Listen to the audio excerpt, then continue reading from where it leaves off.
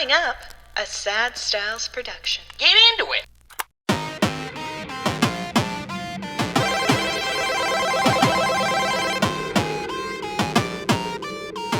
And welcome to the Retrograde video game podcast, where this week we clear our throats and talk about all the Microsoft entertainment packs. I thought I warmed up. My name is Andrew Basketball. With me, as always, is the bad boy of podcasting, Mr. Bebop himself. Microsoft, Aaron Word. Microsoft. Microsoft. That sounds like I'm being racist somehow. Yes, it does. Yeah. The second you said it, I'm like, oh, good. Let's move off of that one. Well, holy smokes. Just give one of those. Okay. That was good. I wasn't sure. See, here's the thing. We always talk about this. When there's a slight change to the way that we do the intro, it can really throw us off. Yeah. And in my mind, when I heard your throat catch a little bit, I was like, if I try to comment on it in the middle of my own introduction, I'm going to fall flat on my face. 100%. This is like walking and chewing bubblegum or something like that. Like, I will trip if I start focusing on the other thing. Do you know anyone who actually can't do that? No. No. That would be like a serious, like, learning disability or something like that. Like, or they have like vertigo or something like that. Like, it's a real issue at that point. It's not like, hey, isn't that funny that I can't do those two things? So you say that, but like, there is Can something. you not? No. Of course I can. I chew gum all the time. Yes. My dentist hates it. He's like, don't do that. I'm like, I'm going to do what I want. Do dentists not like people chewing gum? Often it's a strain on your jaw and can actually grind your teeth a little bit more. I think it trains your jaw to have a nice little jawline. That's why I do it. That's why I do it. My dentist keeps being like, you're going to lose that jaw. Gonna lose that jaw. You only have 2 left. Wait. No, I'm joking. No, you only have Christ. one. No, it's he's not like a got cow backups stomach. for me. All of my healthcare practitioners have backup parts for me. Just metal and You're like Steve Austin, the $1 Million Man. made up of like old Sega Genesis and Dreamcast parts that have just been like, I've got a VMU as my eye socket. No, you mentioned you're like, it wouldn't be funny. And then you mentioned Vertigo. And here's hot take. Vertigo is very funny. Have you ever met someone with vertigo or like who suffers from it? I know I haven't. Why is it so funny? It's because they just fall out of nowhere. That's very funny. And to be fair, it would suck. And my heart goes out to anyone with it. No, it doesn't. Not, but you have to say that these days. Oh, you just have Andrew. to say it, yeah. My dad had it for a little bit, and it was kind of concerning. But I remember You're not making a good point here. I remember once I was outside playing basketball, and he came outside. Well, he was like in the middle of like occasionally having vertigo spells. Sure. And which, by the way, is VERTIGO. And I shoot the basketball. Yeah. Did I mention I was playing basketball? Yeah, you did. I shoot the basketball. Brick, obviously. Yeah. And the ball shoots back up in Breaks the a air. window. My dad looks up at the ball. Doesn't even go for a rebound. It just falls. He just falls. Is it in the like driveway. fall like timber, like fall like this, or just crumple? No, it's like someone shifts the Like 90 degrees. yes, and he just starts to like he can't find himself. So, okay, if I didn't love the person, like with vertigo, like it wasn't like, oh, this is upsetting to see a loved one, in such peril. But I thought, man, I'm around this person a lot. I don't really care for them. I would tape them all the time to try and win $10,000 in America's Funniest Home Video. Like, all I'm doing is just like, man, I really hope like an open door happens and just runs right into it. So this is back in the 90s, early 2000s. What are you talking about? Still on? Is it still on? I think so. Tom Bergeron's still hosting it. Is it all like super high definition videos now? I would I would imagine the show has changed tremendously because the internet just like ate its lunch. You know, like it's just the whole internet seems it's like to be real TV as well, hosted by Ahmad Rashad. Oh, man, Ahmad Rashad was the hottest guy in the 90s, and now he was great. He was also a host of the Mole for one season. Was he really? Yeah. The other host, Anderson Cooper, yeah, which is great. I know, isn't that crazy? No, Ahmad Rashad was the best. No, I imagine it's changed quite a bit. Also, America's Funniest Home Videos, just the best theme song. Like, just absolutely rips. Yeah, it's like, amazing. One of those themes from the 80s, 90s that you just don't get anymore because you're like, fuck, that's like a really good song. Yeah. Also, can we do this? I mean, we are going to be talking about all the bundle-in games that Microsoft gave to Windows, all the entertainment packages, all of our favorites of those. We're going to do a tier list of some of the most iconic of those games, something that we've been meaning to do for a while. We will get to that in a little bit. But first, can we talk about the TV shows that benefited most from TiVo, like being able to record them and fast forward commercials? Okay. Because in my mind, America's Funniest Home Videos, like when you didn't have to wait for the commercial break, which would happen every like 13 seconds. Yes. Oh my God, though, that show slapped so much. I would agree with you. There was the anniversary of Homer's Phobia, which is the one with John Waters, where they talk about John Waters being gay. And they have The Simpsons. The Simpsons. A 20-year anniversary. What our listener needs to understand is Andrew is always kind of thinking about The Simpsons. So when he just starts talking about Simpsons episodes, like I'm getting to why this was a segue. No, but you didn't mention The Simpsons I'm getting at all. why it's... Homer, famous Homer. Come on. If you say the Iliad, you're a nerd and I hate you. If you think, when you think Homer, you think Iliad, not Simpson? Yeah. If you say Homer and they think the Iliad, hats off to you. I respect you. Oh, you're such a nerd. Yeah. Fellow nerds. One day, Andrew, you're going to get a knock on your fucking door. Yeah. There's going to be a giant horse there. Oh, I'd invite that horse in. Yeah, oh, I bet you would. And I tauntauned my way into that. Yes, you explode out of that horse. It's like dripping a Cubone trail out of a of Marowak. What I was saying was that show's 20-year anniversary, I believe, is up soon.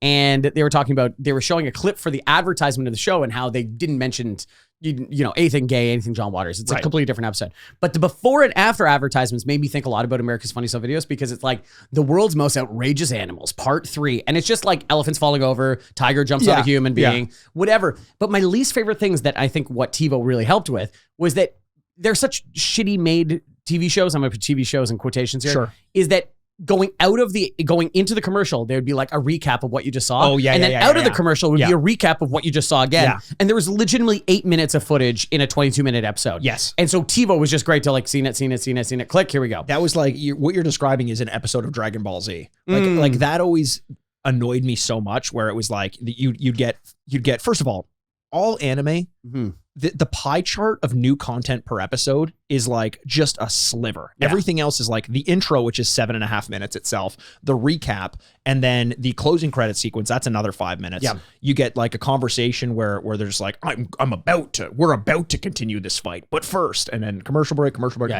You get like that 30 seconds of like solid, good new content. Yeah. I always drove me crazy. I was never a Dragon Ball Z guy. I think this is like another huge, like, you couldn't handle it, I think, right? Yeah, it was too much. It was too much. Yeah, it was too intense. I was so attracted to every character. That's true. They're all ripped. Every character, especially Piccolo. Okay. Yeah. Piccolo's a green one? Yeah, Andrew. Piccolo was the green one. I'm being very serious. I have no idea what's going on. Yeah. He was the original Piccolo Rick.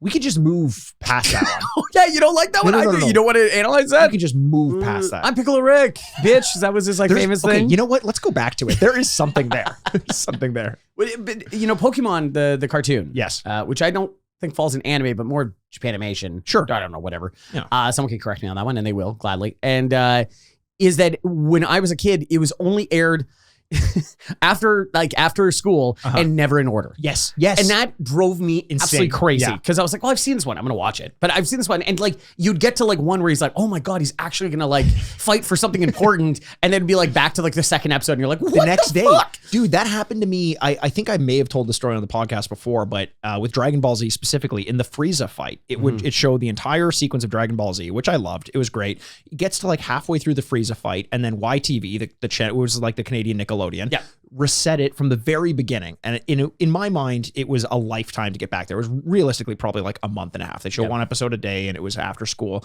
They finally get back. They show one episode beyond where they were before, and then the next day they set back again. I was like, did the freight container from Japan containing this film just like capsize somewhere, and they were no, they need to like rush the tape when they've aired it in Japan, like to Canada, and they're like, and then like a month and a half waving boats. Everyone's see you later. I then again, like I'm saying how frustrating this is, but like as a business, you're like, that's great. I got him hooked. I got him every time for 2 months. I was a child. What the fuck else was I gonna do? That's a very good point. Yeah.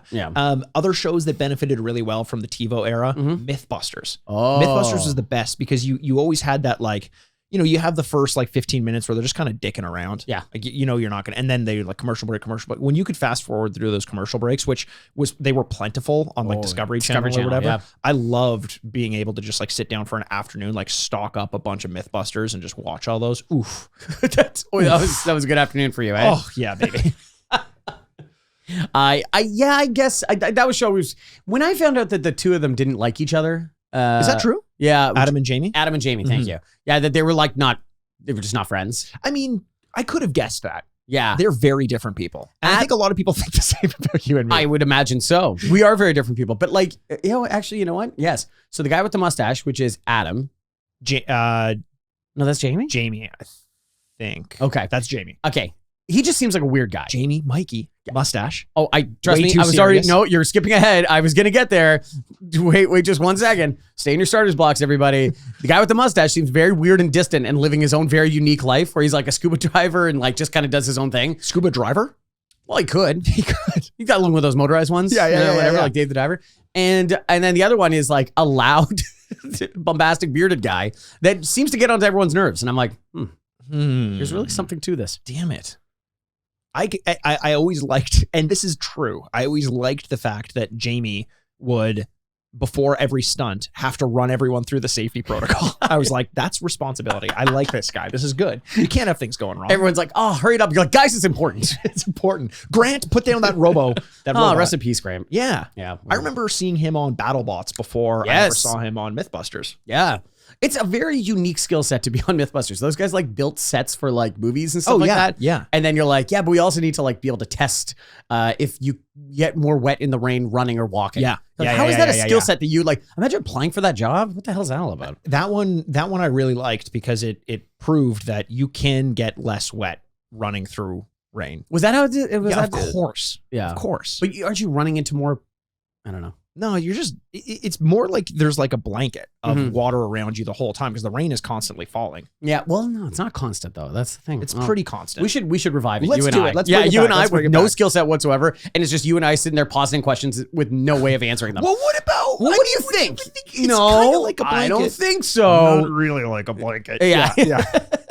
I miss that show. I love that show. Yeah. I also miss my time because I'm finished now. I've rolled credits on a new game, Andrew. You finished a game? You keep saying this, Andrew, but Wow. I'm fucking coming for this title of hashtag Mikey doesn't finish. I think hashtag Mikey sometimes does finish. Yeah.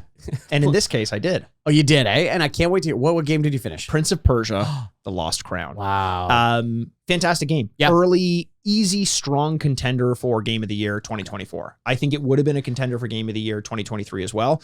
I think that, I always forget, are you a Metroidvania fan? But not in a huge way. But like, yes, I very much like them. I'm finding that they are some of my favorite styles of games, especially when you have some of these quality of life things like Prince of Persia, The Lost Crown does. And as we progress, farther, not just technologically, but in terms of like understanding what makes playing a video game fun and how to avoid wasting time and things like that. I think Prince of Persia does a lot of things right. I think I mentioned this before, but they have a dedicated button where you kind of take a screenshot of an area because like the premise of a Metroidvania is you can get somewhere and realize that you can't get past this thing. You know, it's up too high and you don't have a double jump or something like that. So you press down on the D-pad and it takes a screenshot and shows you exactly why you couldn't progress past a certain point. So every time you unlock a new capability, you just look through all of your saved screenshots and you're like, oh, I can go there now. Oh, I can go here now. Oh, I can go here now. And it's just such a good quality of life change. On the negative side, the fast travel is too few and far between, which I know a lot of people kind of like because they like to progress through the map. Yeah. Like when you're playing Red Dead, for example, do you fast travel often or do you find that kind of kills the feel of it? I don't fast travel often. Oh, really? No. But I also like the traversal on that game because it's also such a dense map that stuff is happening all the time. Yes. So it's not like, well, now I got 20 minutes of nothing. Yeah, true. You know what I mean? It's often that like I'm 2 minutes in and it's like, help me. Yeah. There's an interesting element of a Metroidvania because you want to have to progress back through to see how much more powerful you've gotten, how much better you've gotten at the game. But by nature, you are reaching certain areas and requiring that you have to circle back to them because you don't have the capabilities to like get an unlockable or like a little chest or something there. But because the fast travel is limited to specific areas and like there are save states where you can kind of like rebuff your health and everything and reset yourself, but you can't fast travel to each of those. Instead, there are these weird spaced out fast travel points, which in my mind, it's just like, just let me fast travel between any of those little quote unquote like bonfires for people who are familiar with Dark Souls. It's kind of like that, where it's just arbitrarily making you travel farther distances than you need to. And at least at like the end of the game, they should give you the ability to just fast travel to more specific points on the map. Because like you said in Red Dead, sometimes you'll find someone who's being kidnapped or there's like a weird story beat or something, procedural that's happening in the environment. There's none of that in Prince of Persia. Everywhere you've been once, you've seen it all before. And I just appreciate not having to waste my time. I legitimately think I could have beaten this game 4 hours faster if it weren't for the fast travel being the way it is, which is a little annoying. And how long did it take you to beat it? Honestly, longer than I expected. I think it probably took about 25 hours or something like that, maybe even closer to 30. But I loved my time with it. I will say one thing that I kind of hate about boss fights are multi-phase boss fights, and they're There are no multi-phase boss fights in this game, with one exception. It is the final boss, and it is 4 stages. Oh, wow. It's so frustrating. And I don't know. You and I have talked so much about boss fights and what we dislike about them when they're done poorly. And one of the things that I hate about the multi-phase thing is like it's kind of requiring, if done the way that it usually is, where it's like you really have to struggle to figure out one phase and then you kind of master it, and then you have to struggle to figure out the next phase and master it, but you can't see the changes that come until you get there. So it's pretty much guaranteeing you're going to die against the boss at least the number of phases that there are while you kind of like get used to the patterns. And that was the only boss that I died to more than like 2 times. Okay. And it was simply because at every new phase, I was kind of like basing my health supply and taking risks based on the fact that I assumed the fight was going to end. And then I had to go back and back and back. So that's frustrating, but like 2 small nitpicks in an otherwise very enjoyable game. That's great. I'm glad you really liked it. Yeah. I've heard great things. People have been really liking it online. Yeah. So that's awesome. You know, I don't know. Prince of Persia feels like it's back in the zeitgeist a little bit. It does. And I'm happy about that. And I'm happy that Ubisoft put out kind of like a real strong contender for Game of the Year. You know, I think often they in the past have sort of repurposed some of their IPs and put out a game that's a little bit expected. You mean Life of Peas? Life of Peas. Yeah. Lies of P. Lies of P. Yeah. Life of Pi. Lies of P. Yep. That's the big distinction that we have to make. Right. Which camp do you fall in? I'm more of a Life of Pi kind of person. Life of Pi. Yeah. I'm more of a Life of P. I live that P life, baby. Yeah, you do, don't you? I'm covered in this P life. Oh God, that's disgusting. But you know what? I shouldn't kink shame. If you people like that, it's not a kink. What? Getting peed on? Yeah, it just feels like an obligation. I don't like it. Right. But I live that life. Okay. Why then? Well, it's because some people enjoy to spread their joy. Yeah. And I feel like not enough people are willing to accept it to make them feel good. And I've just kind of taken on this mantle, this piss-covered mantle. Yes. And this piss mantle, yeah. This piss mantle. Yeah. And I don't know how I ended up in this situation, but it's just it's my cross to bear. It's my cross. Heavy are the shoulders that wear the piss mantle because it's soaked in piss. Yeah. It's really heavy. Yeah. It's damp with piss. So that's where I find myself. Well, that's good for you, man. I'm really glad to hear that. Yeah. I'm continuing to. I feel like I'm close to beating Dave the Diver. Oh, nice. So you stuck with it beyond the underground, kind of where I tapered off a little bit. I will say you played the better half of the game, I think. Yeah. I don't know if that's true. I don't know if everyone feels that way, but I feel like there's so much going on now that I'm kind of like, once I feel like I don't have a handle on what I'm supposed to be doing, that's the failure of the game. Sure. Kind of going like, well, wait, what am I like? The second the sea creature people, and there's like, I kind of the whole time I'm like guessing, like, is that what they want? Yeah. Is this what you want? It's just like my whole life. Why don't you ever ask me that, Andrew? I don't care. See, that makes sense. Mm-hmm. Now I'm starting to understand your psyche a little bit more. Right. I gotta say, I don't love it. Right. Okay. I don't love. You don't love that. I don't care about your feelings. No, that does, like, if I'm gonna, emotion is hard for me to connect with, but I would say it does kind of like, fucking suck a little bit. It really fuels me with rage. Is that the word? Yeah. Like I want to stab again. Okay. Yeah. Right. Like unleash the stabbing side of myself, which Yeah. I worked so hard to stifle. You sound like such a great character from a video game. You wear a piss mantle and you stab, freely. It makes me want to play Baldur's Gate and roleplay as this piss mantle stab man. I'm saying I'm almost finishing Dave the Diver because I'm very excited to start Disco Elysium. Is that your next game? Yeah, it's downloaded. It's ready to go. Are you going on the Switch? It's going to be on the Switch. Good call. Yeah. So that I can play it whenever I want. I had it on the Switch and I re-downloaded it for my Steam Deck. Yes. And the unfortunate thing about that is the Steam Deck's fan is so loud that unless I'm using headphones, it's hard to hear the dialogue sometimes. Whoa. And I looked this up because I'm like, this is crazy. And it turns out if you got the launch generation of the Steam Deck, that's actually kind of a common problem. There's one version of a fan in there. It's like one of two, and one of them gets incredibly loud. Okay, wait. Is this, maybe I'm wildly wrong here. Is the Switch more powerful than the Steam Deck? No. Then why? That's what I would assume. I assume the Steam Deck is more powerful. Then why is it activating the fan more? The Steam Deck? Yeah. It's just because the fan goes, it's a bigger machine. It's probably, you can have like a Switch port that's a bit less resource heavy. Okay. So it's, less graphically intense. Like if you dial up the textures and everything in Disco Elysium, it's a pretty impressive looking game. Okay. So just like any computer game, you can kind of go to like the ultra settings or the low settings. And usually the Switch version is like the super low settings. Gotcha. Okay. That makes sense to me. Yeah. All right. Yeah. But yes, that's the next game and I'm really excited to play it. I almost feel like I want to restart it when you start it and we can kind of like compare notes. Sure. Because from what I hear is you can play that game 14 times and have 14 completely different experiences with it. That's really cool because you weren't crazy by the time you played it, right? I understand why it's so appealing to people, but I just struggle with choice paralysis. And it's always kind of like asking you to take a stance politically. And I never know which stance I want to make. Yeah. So I'm just changing my mind constantly. And I have trouble role playing as an indecisive person, which is totally a role that you can play as. Totally. But I'm more of like, it's a video game. I need to min-max. I need to be a certain thing. And I don't know. Role playing's hard. Turned out you're like, they wouldn't call it indecisive. It'd be like wild card. Wild card. Like, yeah. Like you never know what you're going to get. Yeah. And that's kind of fun to play as, where I'm like, what do I feel like today? Maybe I'll do drugs today. I don't know. That's like a thing you can do in the game. It's like your partner. It's a thing you can do in real life too. What? Yeah. How? You can do whatever you want. What? Okay.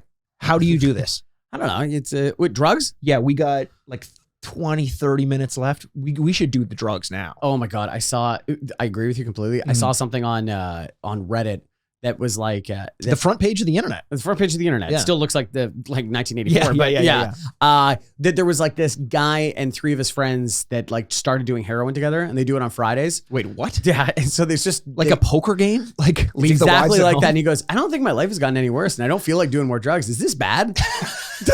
People are like, "Man, you guys stop doing that." And he goes, "It's not affecting my life. I still go to work every day. It's just something I look forward to on Fridays, just doing heroin with the guys." And you're like, oh, buddy, I could not stop laughing at people going like, hey, man, this is not good. Please don't do that. And he's like, it hasn't negatively impacted me yet. Like, this is going pretty well. It's tough when you find those people who just, they kind of avoid the norm of like, there is a box that I put drug users into, especially hard drug users. Sure. And they avoid just being placed in there somehow. And you're like, this feels like a problem with you, even though it's clearly a problem with me that I can't handle. It feels like most of the time he's trying to convince people. He goes, yeah, but it feels really good. And I look forward to doing it. And you're like, yeah, that's kind of the problem with drugs. It does feel great. Whose side are you on? Billy and the boys doing heroin on Fridays. Yeah, that sounds great. Not harming anyone. Make it work. I can't imagine this is good. Even the most like I would say this is recreational is weekly. Oh no, that's probably more than that. That's probably like a genuine addiction. But nonetheless, weekly? No. If you do it weekly, once a week, I don't know. It shows a lot of control. I agree with you, but I don't know how much they're doing too. But like, I can't imagine 52 times a year is like a good. See, when you say 52 times a year, that's a lot. Yeah. But okay. Well, that's also weekly. But that's a good way to look at it. Actually, I haven't thought about it that way. When I do think about it that way, that's a lot of heroin to do. And maybe they're just doing like a little tipple of, you know, heroin. And you're I don't like, know how this works. Because if you're like 365 days, you had 52 cigarettes, you'd be like, that's not a lot of cigarettes. That's like, that does sound like a lot of cigarettes. If it was a pack, 52 packs, you'd be like, well, that's a lot of cigarettes. I don't know. See, to me, 52 of anything sounds like a lot. Really? Yeah, I think so. If you masturbated 52 times last year, would that be a lot of masturbation? Yeah. Andrew. Weekly. We're talking about this weekly thing again. You're like, I'm not doing it actively right now. So the cameras are waist up. Oh, 100%. That's why you're always so awkward recording with me. Yeah. I like the idea of starting like this microdosing trend, but heroin. Microdosing heroin, I don't think is a real thing. I think we should, well, we don't know that until we try it. Yeah, you should do it. Okay. Do you need to have like a really small needle, or is there an easier way to do this? Yeah, it's a really small, really tiny, adorable needle. Yeah. It's like a Fisher Price set. Like the drugstore, and they have like the little travel size things. A little travel size heroin thing. Little rubber band, little vial. Really little rubber band. Really little. It's not like my wrist is. No, you're putting in like your middle finger crease or something like that. Yeah. That's as much as I know about heroin. Yeah, same. You are like one bad stomach bug away from a heroin physique. If a dog, that's probably true. Yeah. You need a little bit more gaunt, and you'd be like right in. I honestly, the rock star look, baby. Yeah, it is. I would try to write music, and I would make our listeners listen to it. God, it would be so funny if you're like, I got into heroin to write music, and then you played your music, and it's just awful. Like just like Yoko Ono style, like screaming and just like off key. It'd be so good. It would give us a good bonus episode at the end of the year. Never mind the Century Club. Mikey tries heroin. Mikey tries heroin. Imagine the YouTube clicks, Andrew. Imagine them. YouTube's come a long way since the invention of the internet and the invention of computers and the invention of Microsoft and Windows, because there was a simpler time back in the early 1990s when you could just do a little bit of heroin and not have to post about it on Reddit. We're talking about the time when you would get a computer and it would be bundled with some of the most simple games you could ever imagine. Yes. We're talking about the entertainment packs from Microsoft or Windows, and also the games that were included with Windows. And those are two different things. when you think about games that were included with Microsoft, some of them started in the entertainment pack and ended up becoming included with Windows. I think Solitaire would be the one that I think of most that comes to mind in the included with Windows. Every Windows computer that you got. Do you remember which games specifically kind of spring top of the mind? Because we're going to get into a ranking of a lot of them. We're going to put them on a tier list. But top of mind, the games that you remember on your family computer, not even necessarily the ones you played, but the ones that you definitely had. So Solitaire for sure. Yeah. That's a big one because I learned how to play Solitaire through that game. And these games, like, by the way, like very limited, but very important because when you didn't have computer games, you didn't have, adult money now with and so much selection today. You had these ones that are like, well, this better pass the time. 100%. Another big one is Minesweeper. Yes. Which we will get into because I think 90% of the audience at home is like, how do you play that game? You're just randomly I think most people buttons? didn't know how to play that game. No. Because there's also you couldn't Google how to play Minesweeper. You couldn't do any of that. There are so many of these games on this list that I did not know the rules to, and you just had to figure it out. And to this day, I don't know if I was playing them right or wrong. Totally. Saying you're good at Minesweeper felt like saying you're good at the lottery or something like that. Congratulations on dumb luck. Exactly. And then the last one would be the pinball. Pinball, yes. Okay, so the pinball is an interesting one that I didn't know where to slot in on this because let's get into this now specifically with the pinball because unless we figure this out, I don't even know if I can put it in a ranking anywhere. Why is that? Because I don't know which pinball game we're talking about. Oh. I have a very specific memory in my mind of a game called Android Pinball. Yes. Did you ever play that game? Black and purple. Yes. Yes. There was an Android on it. Yeah. Okay. Yeah. Was it in profile maybe? I remember kind of its face. I remember this game very well. Yeah. It doesn't exist. No, it does exist. How do all of us know this game? That's Mandela effect. How do all of us know who Nelson Mandela is when he never existed? He never existed? That's the Mandela effect. Wow. He wasn't a real person. Oh my God. Really? Yeah. Nelson Mandela, the author of Berenstain Bears. Yes. Berenstain Bears. He never existed. And what's the real one? Bernstein Bears? What is it? The real one is Berenstain. And the real one in my mind is Berenstain. Berenstain. And it's Berenstain. AIN. Yeah, that doesn't sound good though. I think all of us are correcting the mistake. It's kind of like when sidewalks are going the same way and everyone just creates a footpath in between them. Yeah. You're like, that's not our fault. That's the sidewalk's fault that it should have been. It's like Bernstein Bears. Like Berenstain Bears? That's stupid. But we fixed it for you. No, because if I saw Berenstain, there's more of the A sound in it. That's actually more sonorous, like Berenstain Bears. That's good. A. Not Berenstain Bears. Berenstain Bears. That's bouncy. It's like if I would have liked to have said that more. Steen at the end of a last name makes sense. Though. Right. Our favorite Jewish bears. I wasn't going to say it, but yes. Yeah, obviously. You can say it. I can say what? That those bears were Jewish? Yeah, you can talk about what you just before we started recording. You can talk about it. No, it's fine. What are you trying to do here? No, nothing. I'm just saying. You said you had some stuff that you wanted to say about those types of bears. I did not say that. Do not put that in my mouth. No, you did. Oh my God. And how? No. Yeah, that's what I said. I was like, you know what? I should really voice my opinion about these Jewish bears. Yeah. Okay. Here we go. Yeah. No, say it. It's fine. What? I am so uncomfortable right now. I'm so nervous. I did not just because they're Jewish doesn't mean you have to be uncomfortable. I did not. Oh my God. Just get it off your chest. I did not say anything about bears and their Judaism. No, you definitely didn't call it Judaism. Yeah, what did I call it? Well, that's no. Yeah. I didn't say anything. I did not say anything about this. Oh, Mikey is putting words in my mouth. He's being very sensationalist and I think anti-Semitic, really, at the end of the day. So. No, yeah, go ahead. Go ahead. I am Jewish. I have a Jewish grandpa. I had a Jewish grandpa. He's dead now. Yeah, he's super dead. And I know, as you say, good riddance. I did not say that. No, I'm just okay. I guess we don't want to talk about what you. I do not want to. It was flowing so easily for you before. Oh my God, Mikey, you are killing me here. I did not say any of these things. This goes out to the public, right? People consume this. No, I know. Yeah. I'm not saying anything bad. I just thought you wanted to voice. Why in the world would have this come up that I had an opinion one way or another about these bears being Jewish or not? Well, Andrew, we talk about a lot of things before we hit record. Yes. And I just thought that was one of the ones that you wanted to bring up. Yeah. I'm not the one with the opinion. That's right. The thing. I can't tell you. No, you absolutely are. I have an opinion, which is you should speak your truth. Mm-hmm. As wrong as it is. I will. As much as I disagree with it. I'll speak my truth. Yeah. I didn't have an opinion. I have no idea what he's talking about. And you're a liar. And you're gaslighting everybody. And that's very offensive these days. Fuck. Gaslighting is Damn bad. it. That's how you win any argument. Yes, it is. It's It's just tell using a someone to nebulous term that no one really understands. It's gaslighting is bad. So yes, no, we know more last names with Steen. I don't know a lot of blank Stein. Does that upset you that you know more last names with Steen? Yeah, it really upsets me. Yeah. No, it's true. It's a more recognizable name, which probably makes sense. But yes. That's why, though, seeing AIN, like someone would have pronounced it Berenstain, right?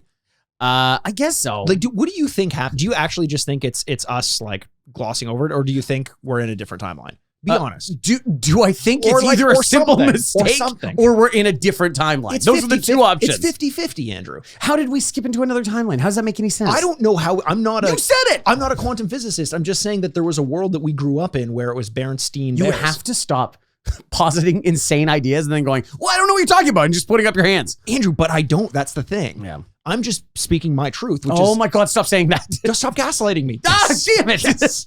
I guess I was gaslighting you. I don't know. I guess somehow. Do you think we're in a different timeline?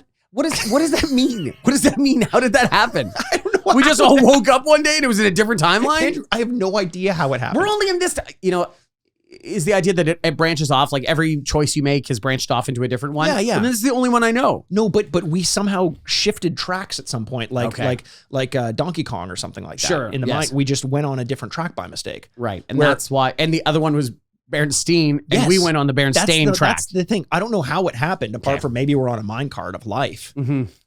We're on a minecart of life. That's the shitty song you're going to write when you That's- start heroin. Minecart of Life by Mike Yarenworth. There is a piece of art that starts with mine that you really like, though. Oh my God, where are you getting this? I hate that you're somehow painting that I don't like Jewish people. This is insane.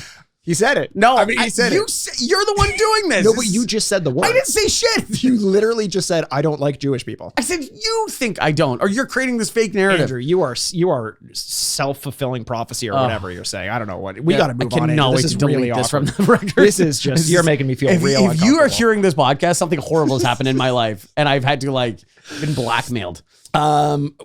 Don't. The other don't. demographic you wanted to talk about, you said. I don't, Andrew. You brought it up. I feel like you're throwing these to me like I Holy should. shit. You know what?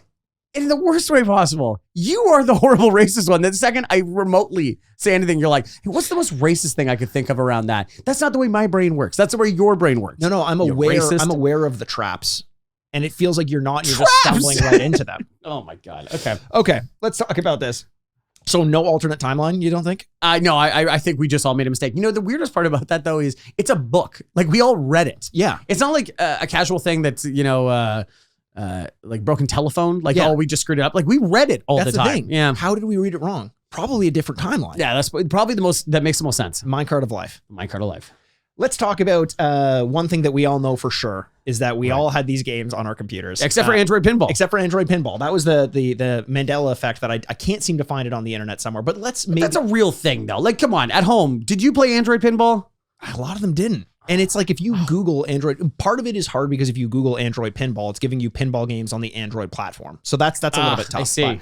But, the entertainment packs, there are 4 in all that were released. They were released from 1990 to 1992. Eventually, there was a Windows Best of that was released on 1994, so the best of the 4 service packs. And then in 2001, a Best of came out on the Game Boy Color, which has very weird, like your dad showing up to your high school party vibes. Like we waited till 2001 and released a bunch of like solitaire games on the Game Boy Color. It's So bizarre. weird. It's a really weird choice to make. Yeah. The best of contained. Were you about to say something? Nope. No. You sure? Yep. It felt like. Nope. All good. The This Windows. is my least favorite episode we've ever done. See how much of this makes the light of day. The Windows. The Windows episode is the Windows best of contained Tetris, Free Cell, Yeah. Pipe Dream. As you mentioned before the recording, the one with the pipes question mark. Yeah, I did. Yes. Well, okay, you know what I meant though, right? Well, yeah. Is it the one screensaver with the pipes? Not the screensaver. It was a game. I don't remember this one. You will remember it. I'll Okay, explain all it to you. Chips Challenge, Taipei, Tut's Tomb, Rodent's Revenge, Tri Peaks, Golf, Ski Free, Jezzball, Dr. Blackjack, and Tetravex. Okay. Those were the best ofs. And then on Right. the game on Windows, and then on Game Boy Color, you had Tut's Tomb, Tri Peaks, Free Cell, Tick Tactics, Minesweeper, Life Genesis, and Ski Free. Okay. All right. Life Genesis is interesting because that's where we all started. Genesis. Right. Genesis, yeah. Do you think I'm going to have an opinion one way or another now these days? No. Okay. This is a good podcast where you've made me just not want to say anything. That's fun. This is my ideal podcast. Congratulations. Moving on. Okay, so let's we've set aside I think about 12 or so games that we're gonna slot into the tier list. So should we read them all first before we start to move into them? Yeah, the ones we've decided on. Okay, so what we've decided on is Minesweeper, Taipei, Tetris, Idlewild, Solitaire, Pipe Dream, Rodent's Revenge, Tut's Tomb, Free Cell, Ski Free, Chips Challenge, Chess, and Jezzball. Okay. Sound good? Yes. What is Jezzball? Jezzball is interesting. Okay. Jezzball was a game that another one of those things that I didn't understand when I was a kid. There were no instructions for it, but you basically have this screen that's a grid and these red and white balls bouncing around the whole thing. And you have to slot off as much of the play area as possible, which is the grids. You basically like cut through them. Or sorry, you cut lines to cut off part of the game board. But if while you're selecting areas to cut off, one of the balls touches the barrier that you're creating, then you lose. Okay. So it starts off easy. There's only 2 balls, and you just you cut down when they're on opposite sides. Great, and then but it gets to the end, and there's like 100 on screen, which is pretty crazy. Do you remember playing that game? No, not really. Is that like Bubble Bobble? No, it's literally like a rectangular screen and the balls are always moving no matter what. Yeah, you don't control where they go. Yeah. Your only directive is to cut off areas of the screen. Yeah. Okay. All right. Okay, so let's start. So then. D. Okay, you want to put it in D? Yeah. Honestly, I have no idea what that is. I didn't like it when I was a kid. You didn't like it? Okay, well there you go. Because I couldn't figure it out. So we're gonna do S, A, B, C, and F. An F. Oh, so I just created a new category. So yes, F then. F? You want to put it in F? I'm just going to say, like, we got to knock off something pretty easy. I think we got some big legends here that we need to respect. That's true. And then some of them, like, if we, I hate to say, like, if we're asking what they are, it's like, well, it can't be doing that well, can it? Yeah, I mean, I definitely knew what it was, but I didn't know how to play it. And it didn't have that simplicity where you could figure it. Like, there were games on here that I didn't understand when I first started and figured it out by the end of it. So if that's the case, then I think that lends itself well to a higher rating. And we're grading on a curve. So we are rating the entertainment packs and the games on there as relative to the rest of the games on there. It's not like relative to Assassin's Creed or something like that. Yeah. So there have to be some Fs, there have to be some S's, and we'll start with the first F as Jezzball, which is not going to be a popular opinion. Really? People like Jezzball. And I think it made the best ofs, but for us, what? Yeah. Oh, okay. Yeah. If you look it up, you might recognize it. I found that helped. I realized that I didn't know the names of a lot of these games, and then looking them up, I remembered how much I actually did play them. Okay. Do you remember how cool it was though to like go to your friend's computer and go to that start programs games and see what they had that you didn't? That was always this weird. Well, why would they have different ones than we did? Didn't we all have the same Windows? Windows. So you had the innate games that were put on Windows, but then if you had the service packs or the entertainment packs, then it would put those games onto your system as well. Okay. So we didn't all have. You had to buy the packs or buy a system that was loaded with the packs. Yeah. Okay. So, all right. So like some computers, I remember my grandpa's computer had Chips Challenge, and that was the only time I ever got to play it. Right. I didn't have it on my computer at home, and I was really bummed about it. Oh, okay. Yeah. All right. Okay, so let's go with a banger, Andrew. Okay. Minesweeper. Minesweeper. This is a big one. This is a big one. It's maybe one of the most iconic ones. Yeah. But as you mentioned, not a game that you knew how to play growing up. No. You thought that this was randomized? Yeah, I think you just like are clicking until you're like, hey, I did pretty well. So have you never played a real game of Minesweeper? No.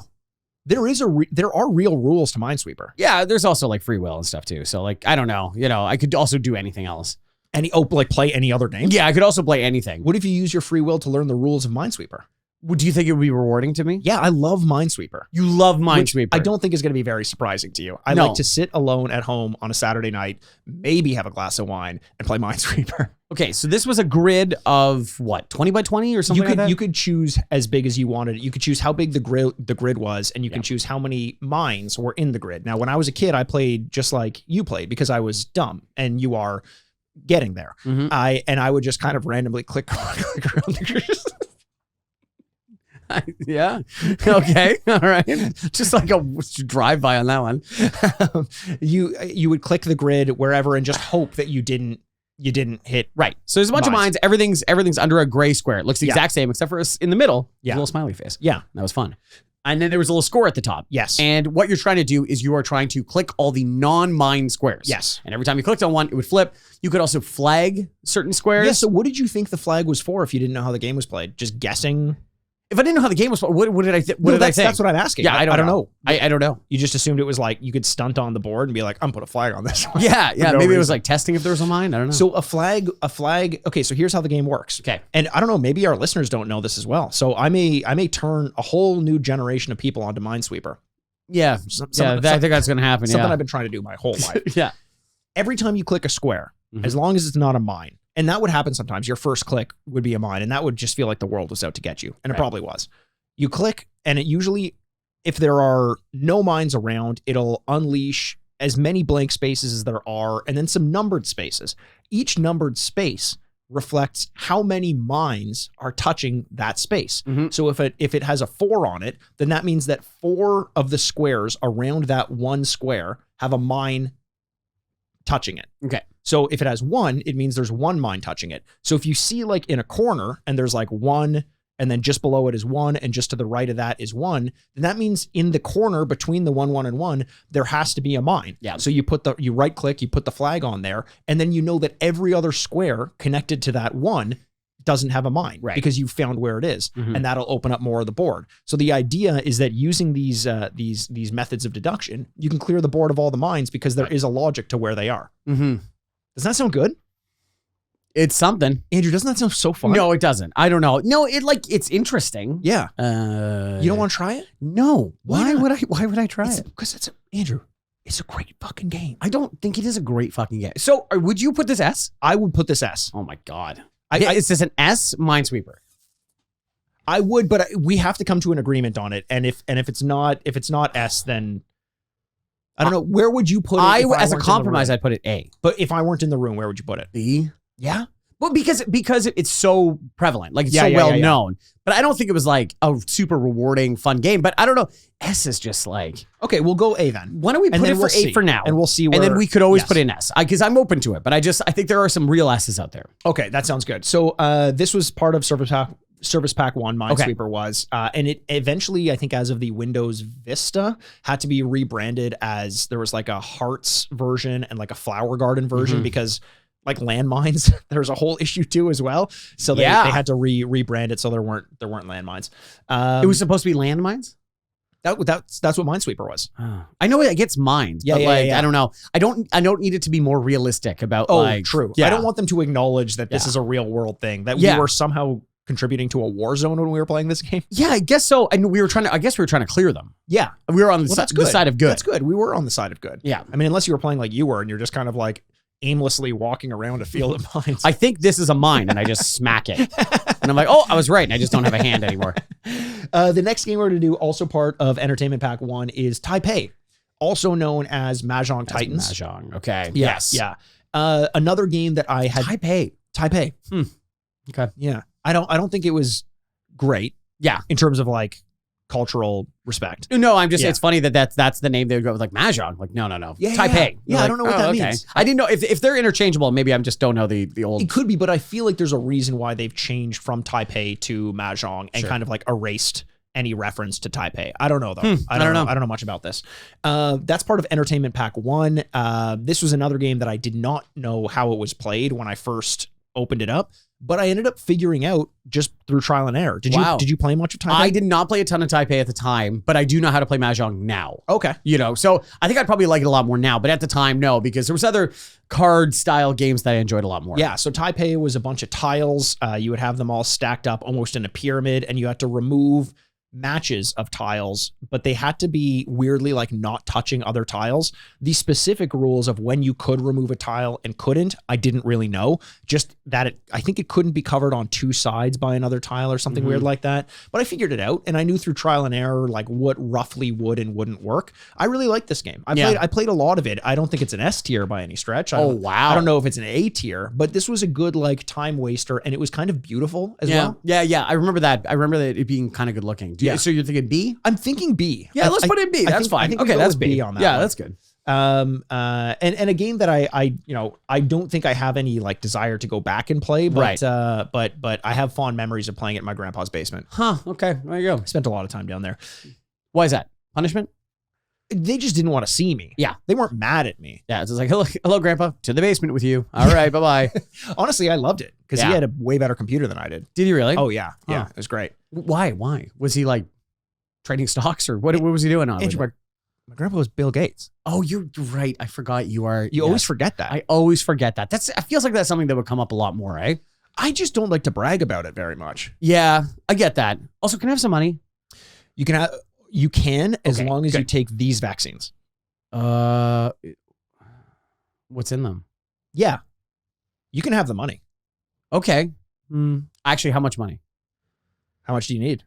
Because money is nothing to me anymore. Yeah, I I was just gonna say. really want you to take these vaccines. If I could have $10 million, I legitimately would take those.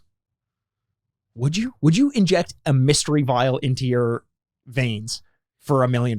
It depends $10 million. who's giving it to. Now we're really this is really awaking the internet's the good side of the internet. But it's like, don't we do that all the time? Like, Yeah, we you know, do. But if someone is offering me $10 million to do it, Yes, if they're like, it's like a big prank Yes. or gag. Yeah, that's right. Like they're snickering behind Yeah, their breath. yeah, Like yeah, you should yeah, do yeah. it. Tee hee hee. Yeah, Here's exactly. $10 million.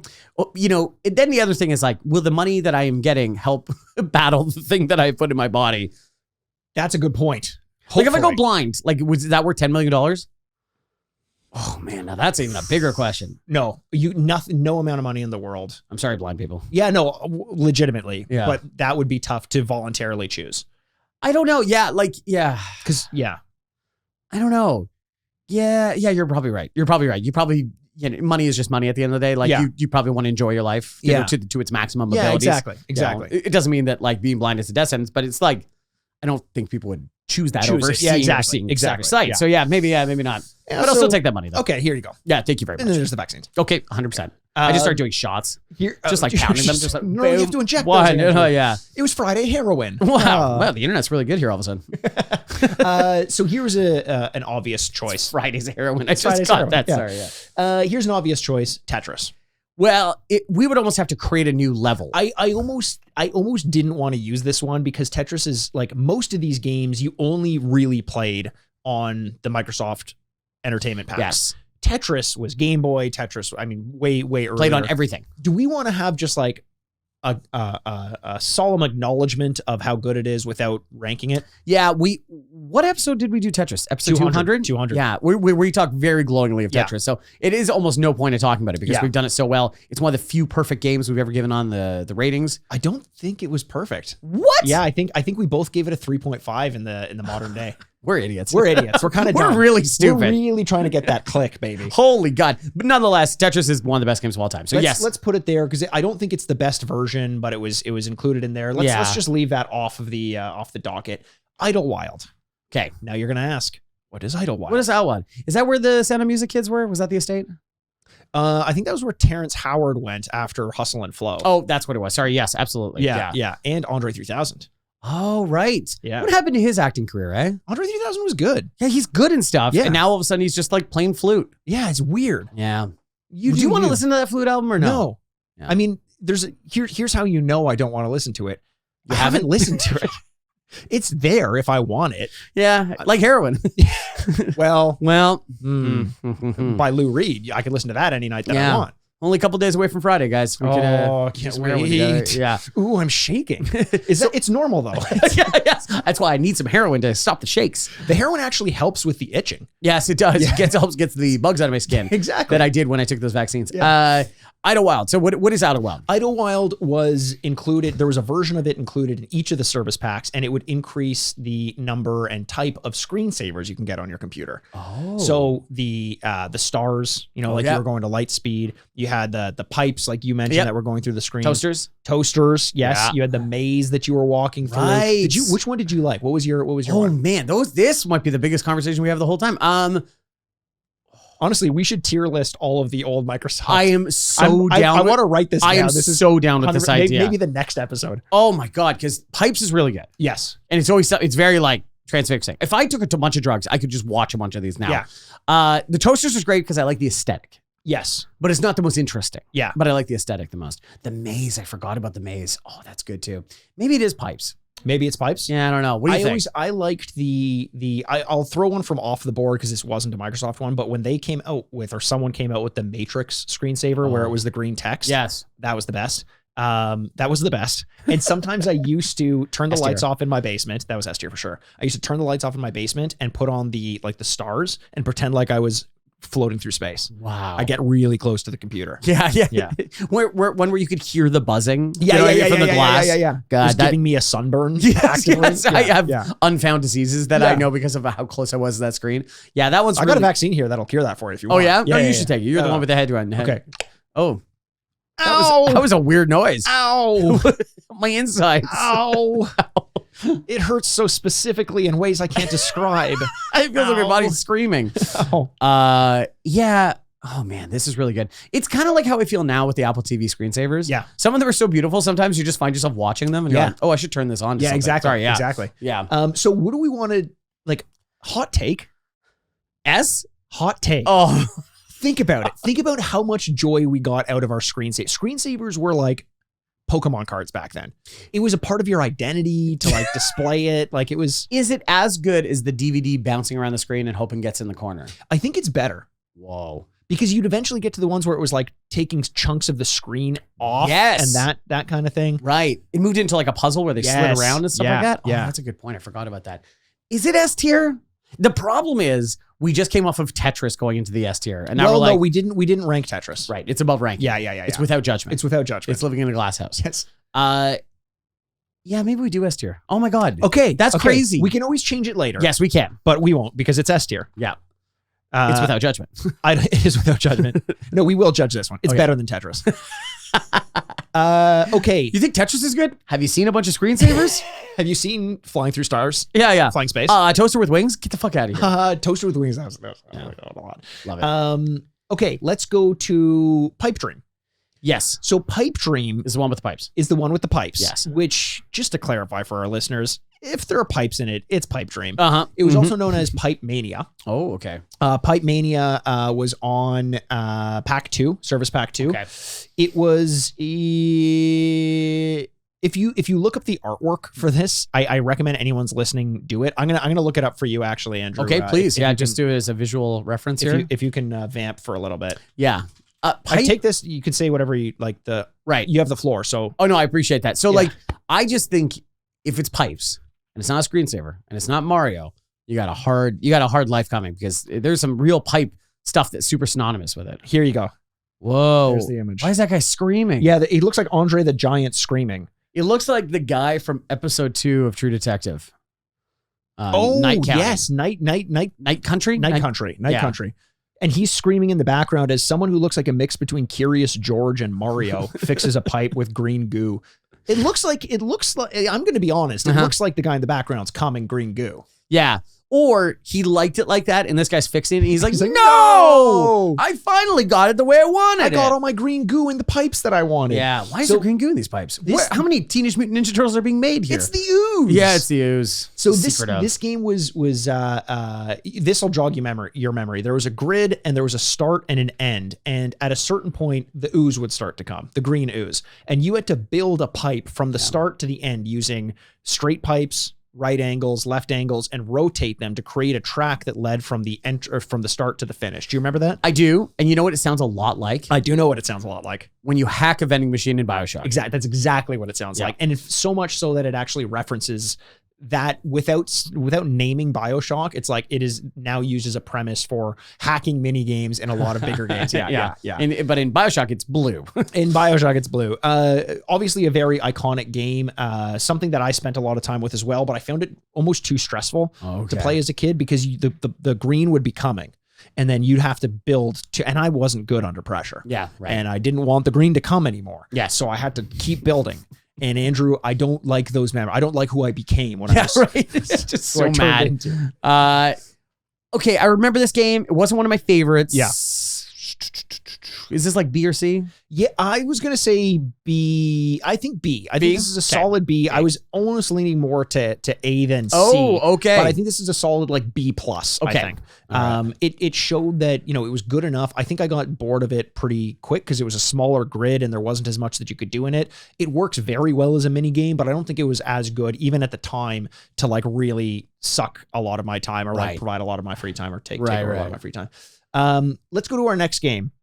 This one's called, and I'm curious if you remember this one, Rodent's Revenge. No, I don't remember this. What is Rodent's Revenge? Rodent's Revenge was created by Christopher Lee Fraley, and it was in Entertainment Pack 2 in 1991. You're a mouse who's trying to stay alive. There's a grid, as we say. Hey.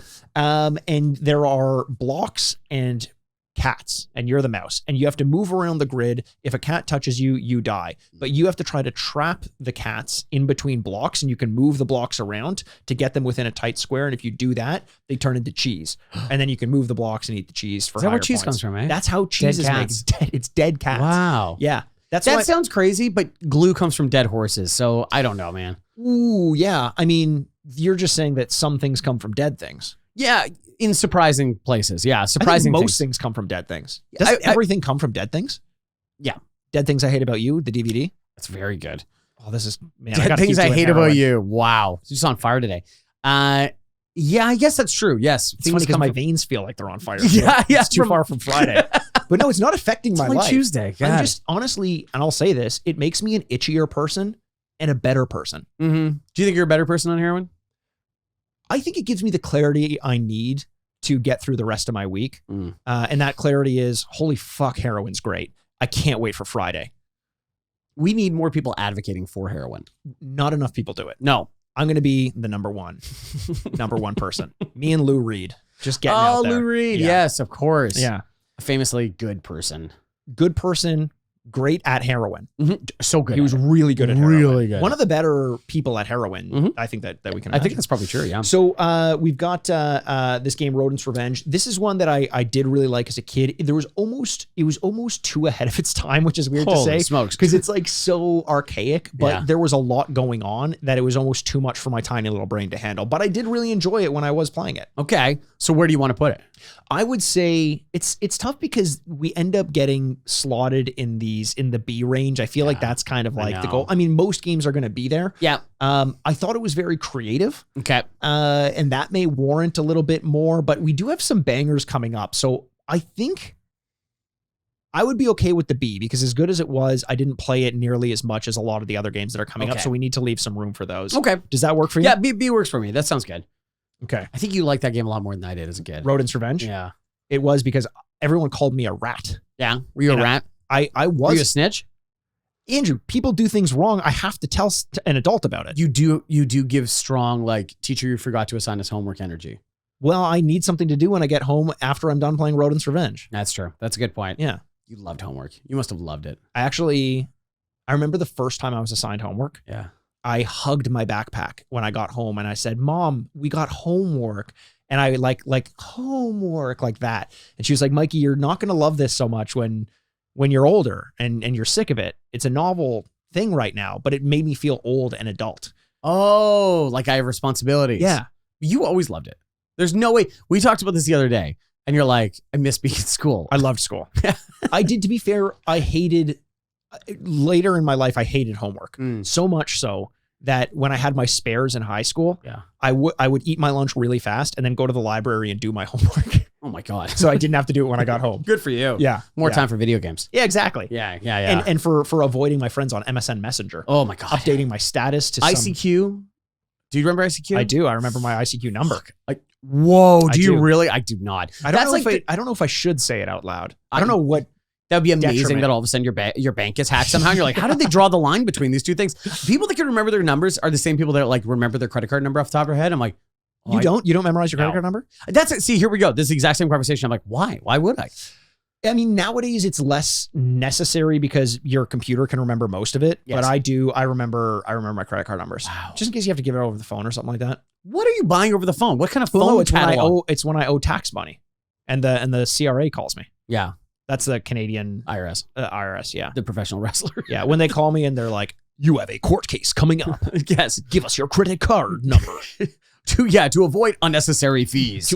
Unnecessary fees and immediate imprisonment. I love I think it's on all phones, but whatever, the iPhone that I've got when I get a robocall or something like that. Yeah, and it goes possible spam, scam or whatever. It's great. I love that. I'm like, thank you nice. very much for doing that. That is good future. Let's put Rodent's Revenge then in the B category, solid B. Tut's Tomb. Oh yeah, Solitaire Pyramid. Okay. Not a game that I played a ton of, if I'm being honest. There was a card game that I loved, and it was Solitaire. And sometimes I dabble and experiment in some of the more elaborate versions, the Spider Solitaires, the Pyramid Solitaires. But I always came back to Tut's Tomb. Yeah. So that was one of your favorite variants? Sorry. I always went back to the original. Oh, the original. Okay, that's what I was going to say too. The original is my favorite. I didn't dabble too much outside of it. Oh man, Solitaire. What a game. The rules of Tut's Tomb, aka Pyramid Solitaire, was in service pack or entertainment pack 2. You'd remove pairs of cards, which added up to 13. Yeah. And there would be a pyramid of 28 cards in total. Yeah. If you played by the strictest rules, the win percentage was 1 in 50, or the win odds, which seems way 1 in too. 50? That seems miserable. Why would I play that game? It's not about winning. It's about having fun, apparently. Not to me.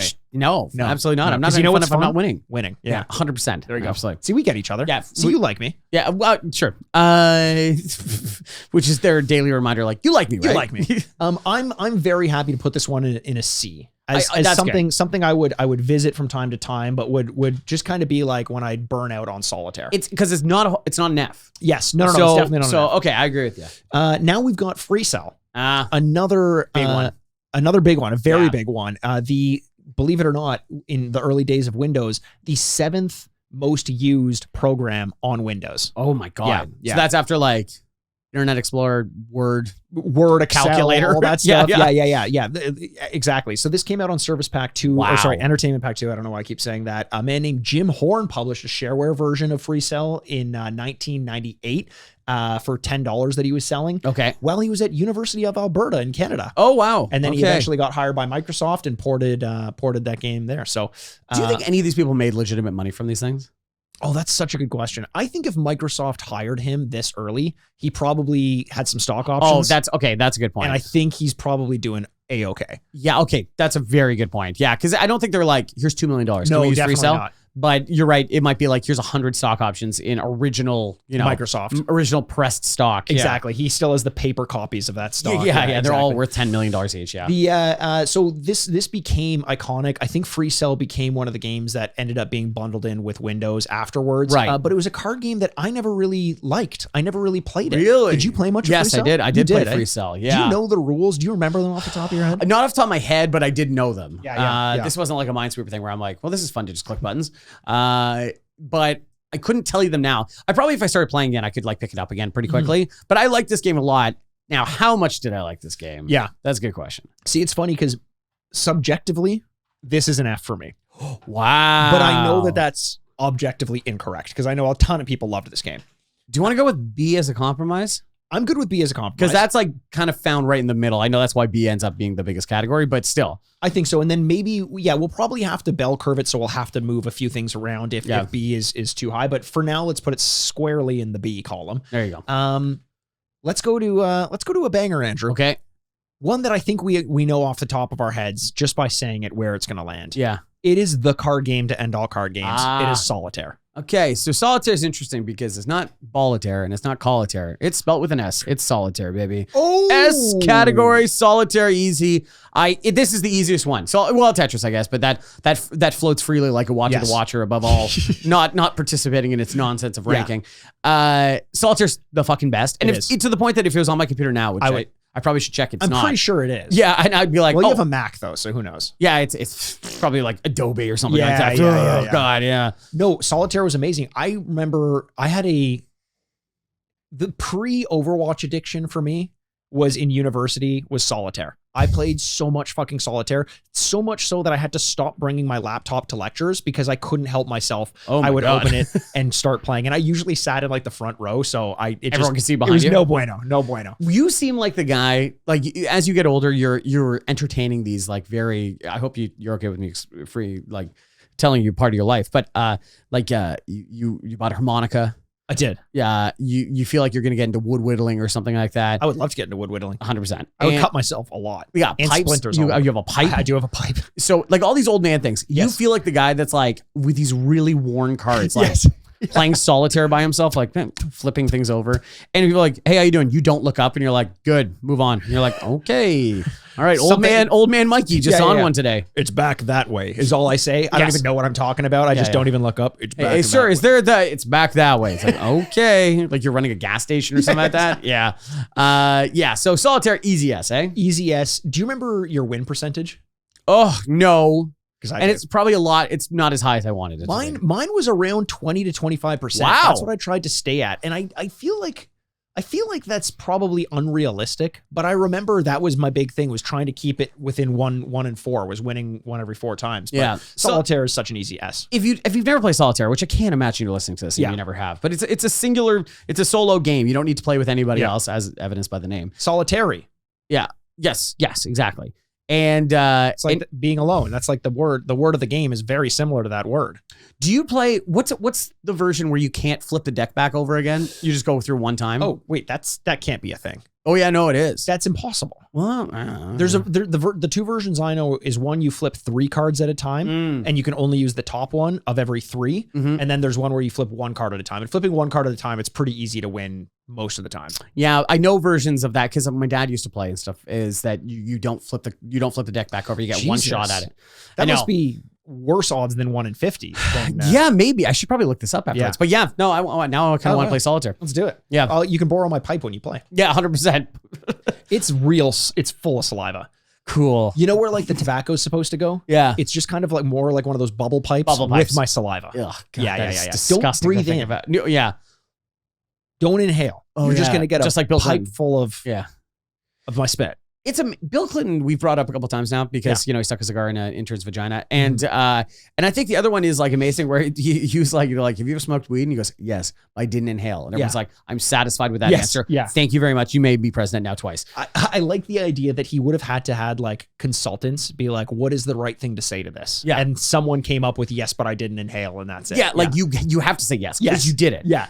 Look at the guy. Yes, like of course 100%. He did. Slick Willie, are you out of your mind? Saxophone. Oh my god. Yeah, exactly. Come on. Nobody gets to the saxophone without smoking weed. No one sticks a cigar up someone's pussy without smoking a little bit of weed. Oh my god. Sorry, an intern's pussy. So vulgar. Don't worry, I wasn't paying her. Yeah. Okay, good. Yeah, that made it better. You don't need payment when Bill Clinton sticks a cigar up your pussy. No, you're going to get quite the lawsuit afterwards. You'll make all that money afterwards. Let's go with a game that we've actually done on this podcast, Andrew, Ski Free. Okay, so we have more recent memory of Ski Free than we do of most of these games. What did you take away from last time we played? Never meet your heroes or some sort of equivalent. Going back was not never go home again. Yes, Robert you can Frost. never go home again. Robert Frost. It was not a fun experience going back and playing Ski Free. No, it felt like there was no way to win. Yeah. And I'm sure there isn't. No, that was it. Didn't we discover that? We read that? Yes. The abominable snowman would come for you no matter what. Like Lou Reed, Death himself. Like Lou Reed in the Smoke and Mirrors mini game from the Penn and Teller video game. Right. What we talked about like a couple weeks ago. Yeah. Yeah, you're right. No matter what. Yes. That abominable snowman was going to eat you. It sounded like you were going to say abominable seaman. That is a whole different. I am coming for you. You are skiing and I am going to come and eat you. Would you like me to eat you? No. I'm coming faster. Stop it, Leonard Nimoy. The abominable snowman scared the shit out of me as a kid. So scary. It's scary now. It's very. You mean the real one or the one in Ski Free? Well, both. Both of them are. Yeah, both are pretty scary. Yeah. Which would you rather be eaten by? The Ski Free one. Yeah. Yeah. You think like you have a chance against hearing it? my own bones snap and seeing the person consume my flesh? That would be very disturbing. Okay, here, very real question though. In all of cryptozoology, which is of course the study of non-real animal things. Yes. Okay, or whatever. Things of mythical. Which is the most real, do you think? I would say like an Ogopogo or Nessie. Something in the water? Yeah, something in the water. I agree with you. I think it's like a Kraken style, like very deep ocean. Yeah. We find giant squids and stuff like all the time where it's not like some sentient, like I'm going to destroy ships, but just a very large squid. And up until the last like 20, 25 years, giant squid were just kind of rumored. Like we hadn't even seen any of them alive. And then one washed up on a beach somewhere and we were like, oh, Jules Verne fucking nailed it. Yeah. Can I tell you one of the most scary, realistic ones? A merman. Oh God, yeah. Is no the thanks. idea of like because have you ever seen like there's pictures of like beluga whales, I think they are. I think it's beluga whales, where if you through the sun you see their skeletal structure and you're like, oh shit, it looks like a mermaid. Like it looks exactly like a mermaid. And so you get like, all these ideas of like, sailors that haven't looked at a vitamin C in 2 months. Yeah. Have been drinking seawater and of losing their goddamn minds. Yes. And then they see something and we're like, crazy people with their stories. I'm like, no, I totally understand why they saw that. I think they believed they saw it. For sure. Yeah, They're not yeah, just making 100%. this up. Yeah, like I saw those people on the rocks. They were drawing us towards it. Those are just depression and thoughts of suicide. Yeah. Merman, that's scary. If we discovered that there was not like I would never swim again, Andrew. Don't even say it. I would never swim again. But it's not like King Titan where like he comes out and goes, "Hey guys, how are we doing? You've discovered me. Congratulations." Yes. Here's $100 or something like that. It would be more like something that's got a face to it and like fish. Yeah. Parts you'd be like, that is the fucking scariest thing of all time. More or less scary if it can speak Spanish. Oh my goodness. And you're like, are you a mermaid? He's like, no parla inglés. Yeah. I'd be like, ¿por qué? And then he'd be like looking at his friends. I'm like, shit, I should have learned more Spanish. Flipping through his like Cerveza, baño. Fins. I can't. He's just trying to flip through. He's flipping his own thing. Yeah. We're both looking at each other. That would be very, very scary. Yes, you're right. I would never go into body water. I would never go into body water ever again. So Ski Free. Yes. A game where if we hadn't gone back to play it, I think this would be an S in my mind, just because of how iconic it was. I think we need to give a lot of credence to how popular and like playground rumors this game was. Like the one kid who said they could beat it, and you're like, I thought, and you clearly couldn't. I would put Ski Free in an A if I had my druthers. Yeah, that's fine, because you're right. Going back and playing it kind of ruined it, which I know should probably be more influenced, but it was such an important game. Yes. Yeah. Let's go now with Chips Challenge. Okay. Do you remember playing Chips Challenge? No. It was in, I think it was less popular because it was a little bit later. So it was, and this is, Entertainment Pack 4. I don't know why I keep doing that. Entertainment Pack 4.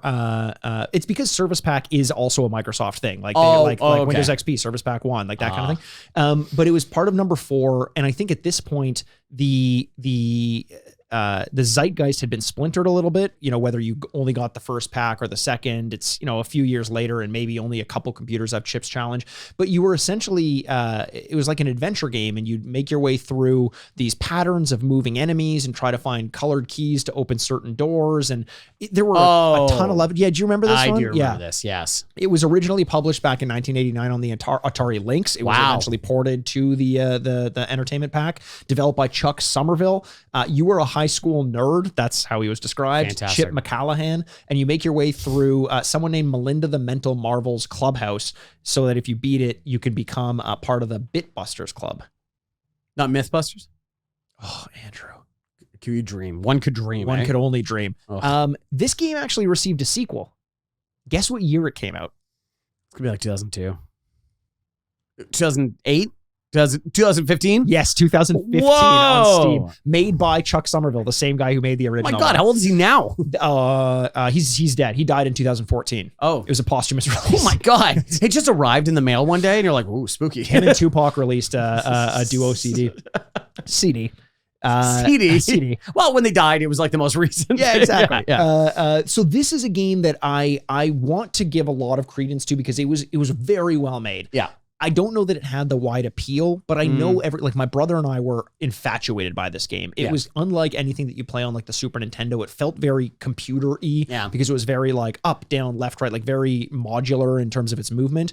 But that allowed puzzle solving to work in a very structured way, which I appreciated too. I would love to give this game an A. Yeah, you know what? I'm not going to fight you on this one. I think that's actually okay. I like this game as well. And yeah, no wonder you liked it though, eh? Like this is like right down your alley. High school nerd. Yes. Trying to get into a club. I want to be a part of something. Yes. Before I die. Just like Chip. Whatever his name was. Before I become part of this earth again, by hopefully not being cremated, because that scares me. I want to be a part of a club. We've talked about that. Yeah, I don't want to be cremated, but now I have to be because my family's being cremated. You can decide how you want to be. Yeah, but if they're all... Oh, no. Are you going to be like buried in like a plot together or something like that? No. Or like all mixed together into like some kind of big urn. Yeah, we're all getting burned, and then it's just throw it all into Add a tub. into the thing. Yeah, like a potpourri of yes. Aaron Ooh, Worth. yeah. Open us in your bathroom, baby. Last game. Yeah. Chess. This almost felt like a Tetris one as well. Yeah. Where it's like, how do you even rate? I love like chess. this? I love chess. I learned chess in large part due to this and then playing with my grandparents and stuff like that. So I love chess, and it's an S for me, easy. It kind of has to be. Yeah. It just weights the S so heavily. There are more S than there are C. Well, there's a lot of games that we liked from this. There were I don't a lot know. of games Like, that we liked from you this. know, Yeah, was there yeah. a ton of duds? I agree. It kind of has to be in the S tier. It was same as me. The way that I figured out games, or chess Yes. as a thing. Does this mean we can't have 3 games in the S tier? Okay. I think we need one more. We have 3 in S, 3 in A, 4 in B, 1 in C, 1 in F. I'll go over them, and then we have to make it so that it balances out a little bit. I'd say 2 in S, 2 in F, and then we can figure out what goes. So things have to shift around here. Okay, this is big. S tier is Idlewild. That's the screensavers. Solitaire, chess. Okay. Sorry, screensavers. Damn it.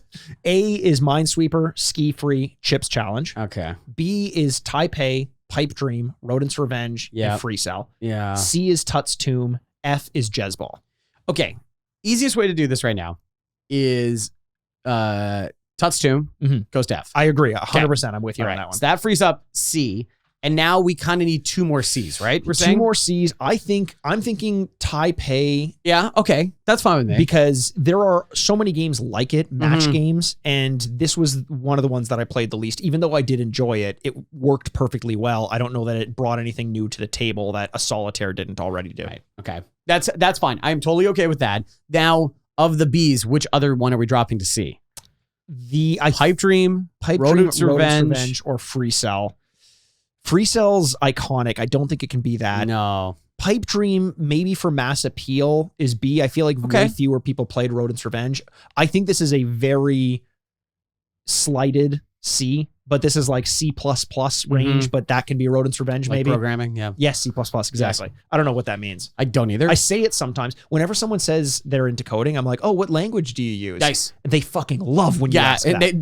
Then you can just close your eyes for 10 minutes as they just... they'll just start talking or coding me an answer or some shit. It's Linux, and you're like, oh, okay. Yeah, I always bring up Linux. They love when you say that. Oh, do they? Yeah, I'm like, oh, I know Linux a little bit. And they're like, oh, wow. What? Do you know Chip McCallahan? And they're like, oh, yeah, high school nerd, my friend. Yeah, he made his way through Marvelous Maisel's Minds Club. The Marvelous Miss Maisel. So in B right now, so in C that leaves Taipei and Rodent's Revenge. In B we've got Free Cell and Pipe Dream. A we've got Minesweeper, Chips Challenge, and Ski Free. Okay. And then I think we have to move. So we move 1 A to B and 1 S to A. Yes. Okay. So which of the B of Minesweeper, Ski Free, and Chips Challenge do we move to B? So I think it's tough because you don't.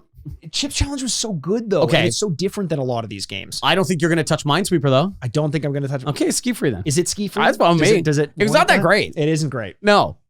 We're doing that like for posterity, and so like who the hell cares?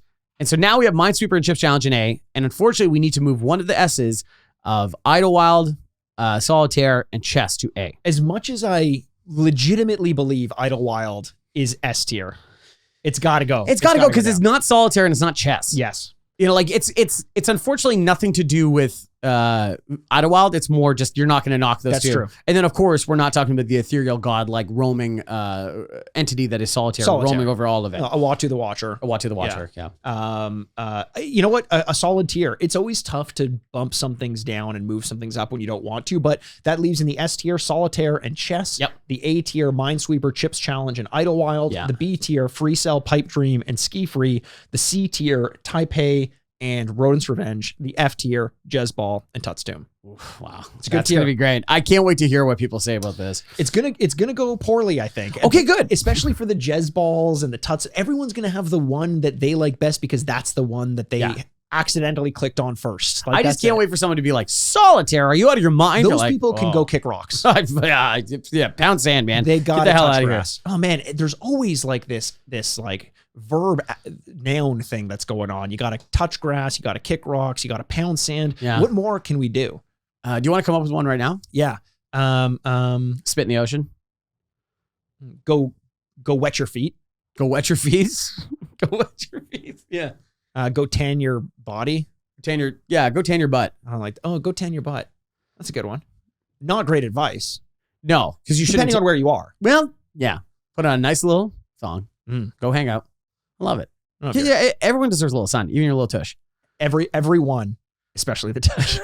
My tush is its own entity. Andrew, that was great. I love doing that. That was a lot of fun. Had an absolute blast ranking these games. Socials are at the end, so please let us know what you would have ranked these. And did we miss any big games that we should have been talking about? And in the meantime, we're going to come up with our list for the best screensavers in computer history. 100%. Until then, we love every single one of you, and we can't wait to talk to you soon. My name is Cedric Bascom, and with me as always is the bad boy of podcasting, Mr. Bebop himself, Mikey Aaronworth. This is the Retrograde Podcast. Game over.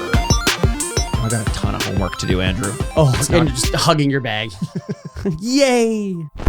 Furnished by Sad Styles Productions. I've just kind of taken on this mantle, this piss-covered mantle. Yes.